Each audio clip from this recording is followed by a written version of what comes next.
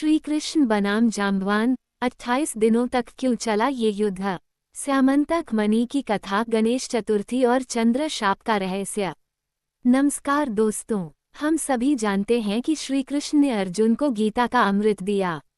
लेकिन क्या आप जानते हैं कि एक बार स्वयं भगवान कृष्ण को अपनी निर्दोषता साबित करने के लिए युद्ध करना पड़ा था। और वो युद्ध किसी असुर से नहीं, किसी राजा से नहीं, बल्कि अपने ही परम भक्त चिरंजीवी जाम्बवान से। इतना ही नहीं दोस्तों, ये युद्ध 1-2 दिन नहीं, पूरे 28 दिनों तक चला। आज की यह कथा केवल युद्ध की नहीं है, ये कथा है झूठे आरोप की, भक्ति की परीक्षा की और गणेश चतुर्थी के चंद्र दर्शन से जुड़े शाप के रहस्य की। तो अंत तक बने रहिए, क्योंकि अंत में हम जानेंगे गणेश चतुर्थी के दिन चंद्रमा देखने से क्या होता है और इसका दोष कैसे मिटता है। कहानी शुरू होती है द्वारका नगरी से। द्वारका में सत्राजित नाम का एक यादव रहता था। वह सूर्यदेव का परम भक्त था। उसकी भक्ति से प्रसन्न होकर सूर्यदेव ने उसे एक अद्भुत मणि प्रदान की, जिसे कहा जाता है स्यामंतक मणि। इस मणि की विशेषता थी, ये रोज 8 भार सोना उत्पन्न करती थी। जहाँ रहती वहाँ अकाल, रोग और दरिद्रता नहीं होती। श्री कृष्ण ने ये सोचकर कहा, यह मणि राजा उग्रसेन के पास होनी चाहिए, ताकि इसका लाभ पूरी प्रजा को मिले। लेकिन सत्राजित को शक हो गया। उसे लगा, कृष्ण मेरी मणि छीनना चाहते हैं। और यहीं से शुरू होती है समस्या की जड़। एक दिन सत्राजित का भाई प्रसेन उस स्यामंतक मणि को गले में पहनकर शिकार के लिए जंगल गया, लेकिन वह लौटकर कभी नहीं आया।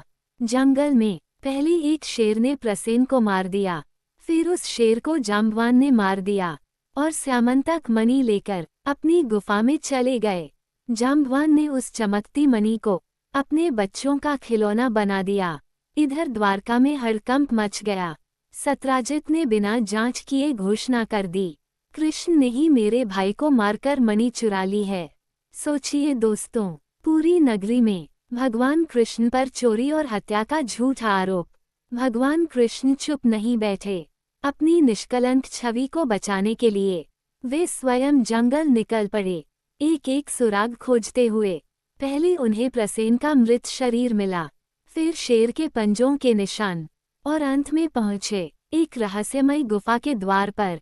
गुफा के अंदर उन्होंने देखा, एक भालू का बच्चा स्यामंतक मणि से खेल रहा है।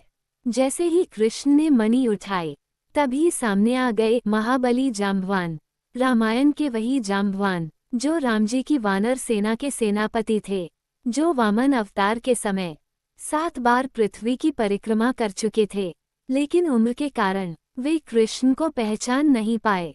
उन्हें लगा, कोई साधारण मनुष्य मेरी गुफा में चोरी कर रहा है। और यहीं से शुरू हुआ इतिहास का सबसे अद्भुत युद्ध। एक ओर चिरंजीवी जाम्बवान, दूसरी ओर स्वयं विष्णु श्री कृष्ण। ये युद्ध 1 दिन नहीं, 7 दिन नहीं, पूरे 28 दिनों तक चला। दोस्तों, पुराण कहते हैं, रामायण के बाद जाम्बवान ने राम से कहा था, प्रभु मैं आपसे युद्ध करना चाहता हूँ। राम ने उत्तर दिया, अगले अवतार में तुम्हारी इच्छा पूर्ण होगी। और वही क्षण अब साकार हो रहा था। 28वें दिन जाम्बवान थक गए। उन्होंने सोचा, इस संसार में ऐसा कौन है जो मुझे पराजित कर सके। उन्होंने ध्यान से कृष्ण को देखा और उन्हें दिखाई दी श्रीराम की झलक। जाम्बवान तुरंत चरणों में गिर पड़े, प्रभु मैं आपको पहचान गया। उन्होंने स्यामंतक मणि लौटा दी, अपनी पुत्री जाम्बूति का विवाह कृष्ण से कर दिया। कृष्ण द्वारका लौटे और सत्राजित को मणि सौंप दी। लज्जित होकर सत्राजित ने अपनी पुत्री सत्यभामा का विवाह श्री कृष्ण से कर दिया। इस प्रकार कृष्ण की निर्दोषता सिद्ध हुई, धर्म की विजय हुई। अब आता है सबसे रहस्यमयी भाग। एक बार गणेश जी अपने वाहन मूषक पर जा रहे थे और रास्ते में फिसल गए। इसे देखकर चंद्रमा ने अहंकार में हंसी उड़ाई। क्रोधित होकर गणेश जी ने शाप दिया, भाद्रपद शुक्ल चतुर्थी को जो कोई तुम्हें देखेगा उस पर झूठा आरोप लगेगा।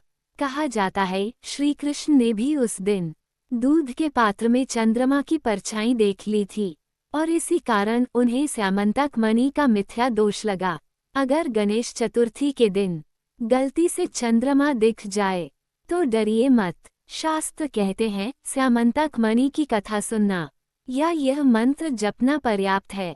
सिंह प्रसिन्वधित सिंगो जाम्बवताहतः सुकुमारा खमारोदिस्तव्येश स्यामंतकः। दोस्तों, अगर आपको ये कथा पसंद आई हो, वीडियो को लाइक करें, शेयर करें और ऐसे ही दिव्य रहस्यों के लिए चैनल को सब्सक्राइब करें। जय श्री कृष्णा, जय श्री गणेश।